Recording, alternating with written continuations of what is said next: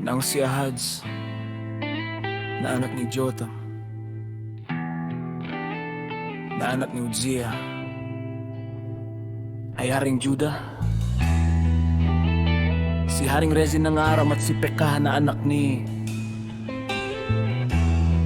Remalaya na Haring Israel ay umahon upang makipagdigma laban sa Jerusalem.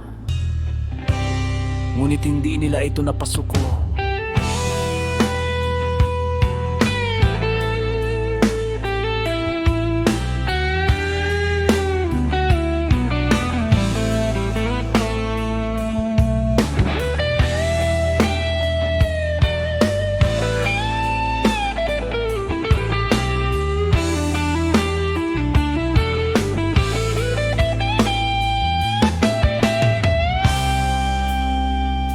Ipinabatid sa hangkan ni David, nakipag-alyansa ang Aram sa Ephraim. Kaya nangatal ang puso ni Ahaz at ng kanyang bayan, gaya ng pagyanig ng mga puno sa gubat. Dahil sa hangin sinabi ng Yahweh kay Yesaya, lumabas ka ikaw at ang iyong anak na si Shear Jashub, upang salubungin si Ahaz sa dulo ng akenduk ng Upper Pool, sa daang patungo sa parangan ng maglalaba. Sabihin mo sa kaniya, mag-ingat ka, manatiling payapa, huwag matakot, huwag panghina ng loob, dahil sa dalawang nagliliyak na pirasong kahoy na ito, dahil sa matinding galit ni Rezin at ng Aram at ng anak ni Remalaya. Ang Aram, Ephraim at ang anak ni Remalaya ay may balak na sirain ka, na nagsasabi, sakupin natin ang Juda, gibayin natin ito at padyatian, at gawin nating hari rito ang anak ni Tabil. Ngunit ito ang sinabi ng Yahweh, Alaya!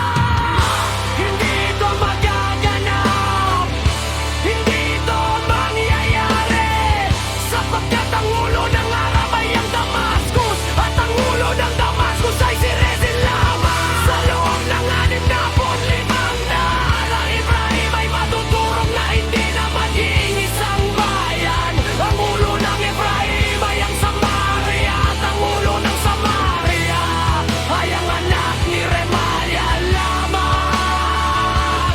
Kung hindi ka mananatiling matatag sa iyong pananampalataya, hindi ka talaga mananatili.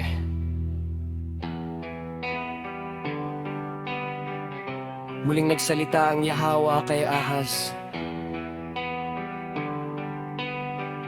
Humingi ka ng isang tanda mula sa alahaya mong Yahweh,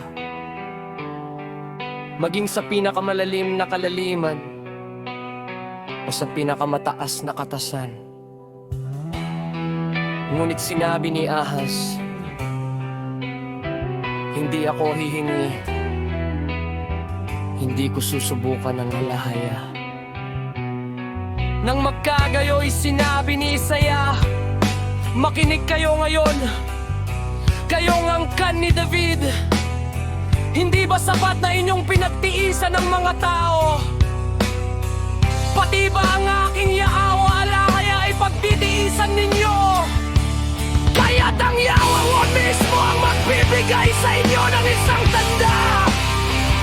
Magili ang birhen at manganganak ng isang lalaki, at tatawagin siyang Emmanuel.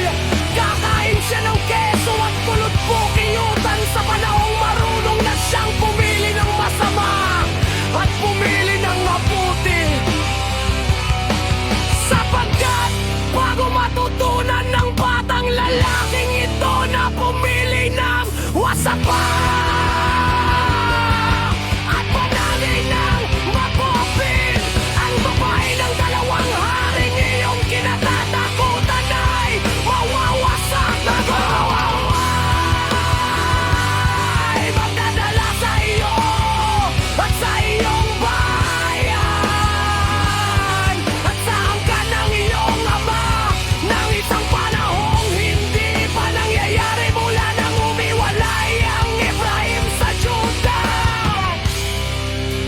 Dadalhin niya ang hari ng Assyria. Ang Assyria,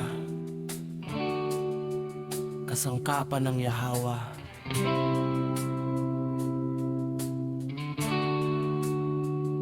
Sa araw na iyon, paputsukan ng Yahawa, halahayang angaw mula sa delta ng Nilo, sa Egypto at ang bubuyog mula sa lupain ng Assyria. Lahat sila'y darating at dudungkok sa matatarik na libis at sa mga bitak ng bato, sa lahat ng mga tinikan at sa lahat ng mga balon. Sa araw na iyon, gagamit ang Yahawa ng pangahit na inarkila mula sa kabila ng ilog Yuslata.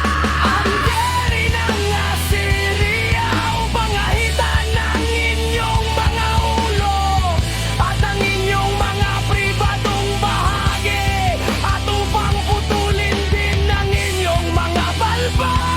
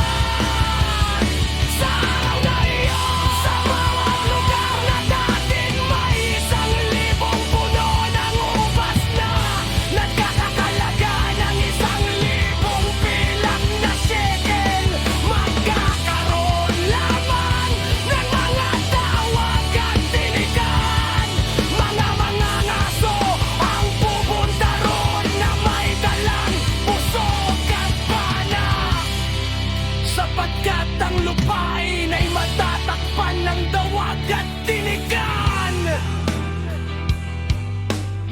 Tungkol sa lahat ng burol na dati ninararo ng Asarol, hindi ka na muling pupunta roon dahil sa takot sa mga dawag at tinikan. Magiging mga lugar ang mga ito na pinapastulan ng mga baba at pinagtatakbuhan.